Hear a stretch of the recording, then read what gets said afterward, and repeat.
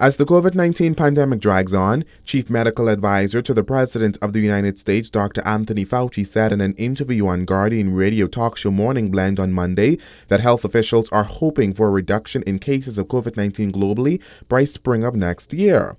However, he suggested that bringing an end to the pandemic will depend in part on a greater percentage of people getting over vaccine hesitancy, as the unvaccinated were 6 times more likely to catch COVID and more than 10 times more likely to get sick and die.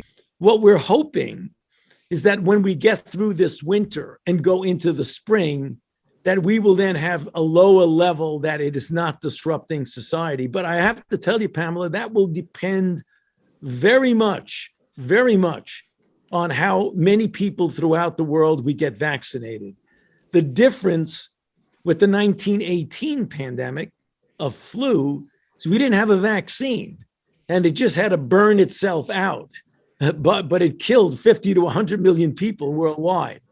We don't want to go there right now, that's for sure. Fauci said the facts clearly demonstrate the overwhelming benefits of the COVID-19 vaccine. If you are vaccinated versus unvaccinated, you have about a 6 times greater chance of getting infected if you're unvaccinated compared to vaccinated.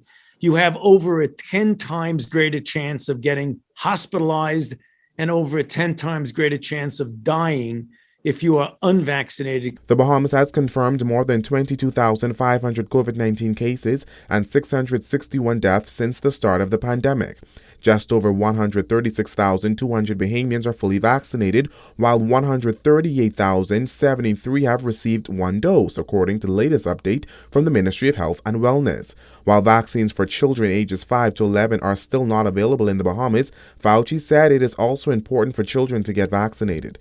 Children spread infection.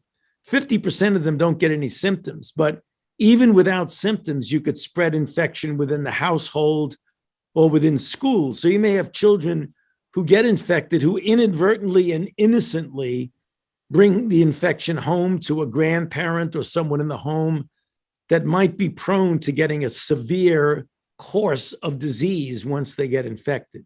Former Health Minister Dr. Dwayne Sands recently said the country's vaccination levels are still too low and warned that another wave is possible despite the recent drop in daily COVID-19 cases locally. Reporting for the Guardian News Network, I'm Berthany McDermott.